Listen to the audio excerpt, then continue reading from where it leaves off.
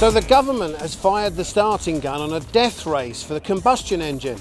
2040 and it's all over for your petrol car.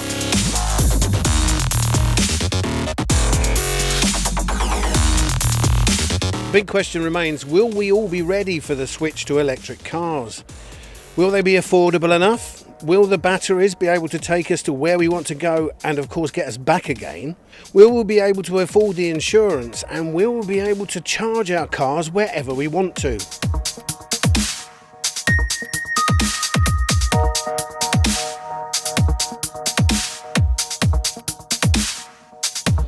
Now, to find out, we've come to this low carbon vehicle exhibition at a secret location in Bedfordshire.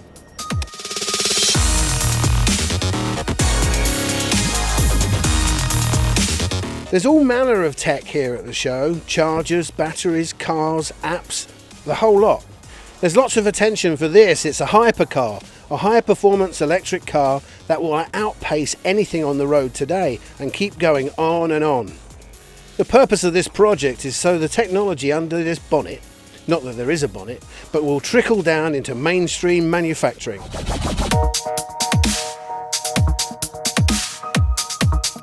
This driverless racing car is designed to save on prize money and champagne at the end of the Grand Prix, obviously.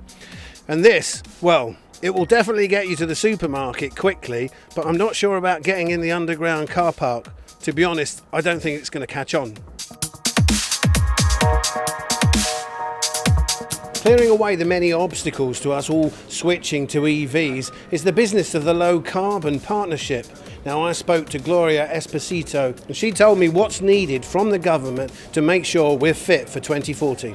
Primarily those barriers are going to be public perception in terms of the cost, the capital cost of those vehicles, range anxiety, so having sufficient infrastructure in place, probably residual value of those vehicles as well. So those ones are going to be the main barriers at the end of the day: cost, infrastructure and the residual value of those vehicles, and possibly battery lifetime as well.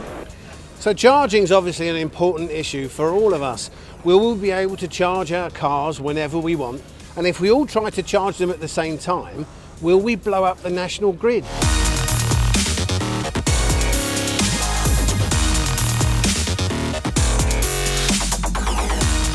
Naomi Nye from Rolec, a charging point manufacturer, told me that their technology is already up to speed. In terms of charging, when you look at people's behavioural patterns, people will charge at home, people will charge at work. They're the two main areas that they need to be. So it's about trying to get as many of those charging points out there as possible, and there are various government schemes that are helping to do that. So there is a grant scheme helping people put them in at home, there is a grant scheme for workplace charging, for staff charging. The other kind of times that people are going to charge, unless you're going on a long journey and stopping at a motorway service station, which is what we call our route charging, the other times that people are going to charge is when it's convenient, destination charging. So when they're at the gym, when they're at the cinema, when they're at a hotel or a sports centre, you know, that kind of thing, where they're going to be there for a couple of hours, they're going to have a bit of a top-up charge going in their battery, which is going to see them on to their next destination.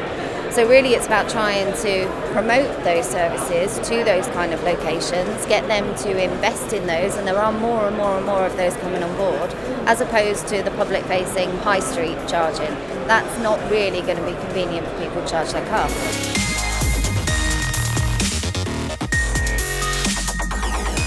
So working out how we'll all behave as electric vehicle drivers is a really important piece of work for the electricity industry, for manufacturers and for the government.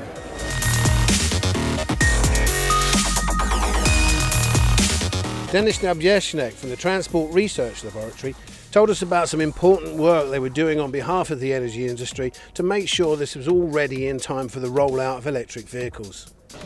So we work across a number of projects. Two in particular I think are relevant to this conversation. One's called Electric Nation, and that's being run by Western Power Distribution, who's one of the distribution network operators in the UK, and delivered by a team of people headed up by EA Technology.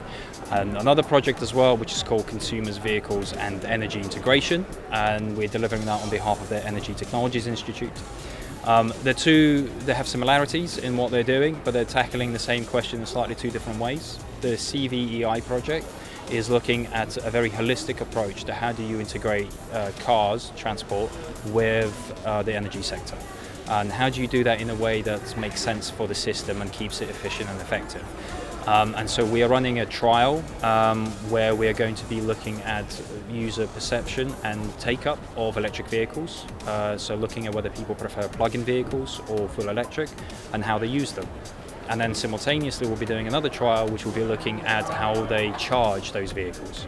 So looking at charging behaviors, how they vary between full electric or plug-in hybrids, looking at what the challenges might be in terms of meeting the demand generated by charging, and trialling out a smart charging solution that could help to mitigate the negative impact and actually create a desirable system by consumers which delivers a service for the energy industry to tone down or mitigate any adverse impacts of electric vehicles.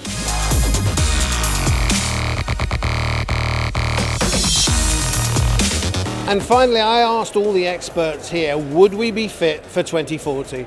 I think it will take several governments in order to get there, but I definitely think that ambition is there.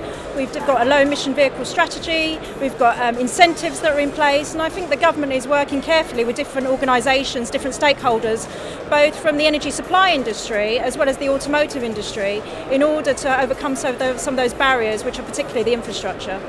I think if it's going the way it's going, yes.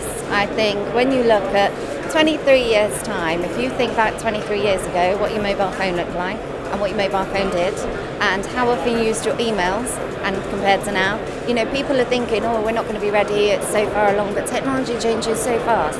And when you look back there in the 80s and, you sort of think about these things and how far behind we are where we are now, there's no reason why we can't be exactly where we need to be. I would like to think so. I hope so. From everything we're seeing so far, it should be. It's also worth bearing in mind that the 2040 timeline is not going to prevent people buying internal combustion engines which are hybrid. It's only on pure petrol or diesel. So there will be still a number of vehicles that don't require plugging in. But in terms of plug-ins, number one priority is to make sure people have access to overnight charging. So it seems everybody's really positive that we'll be ready in time for 2040 with all the infrastructure we need. All we need is the political will. I hope it's really going to be there, because I'm having one of these.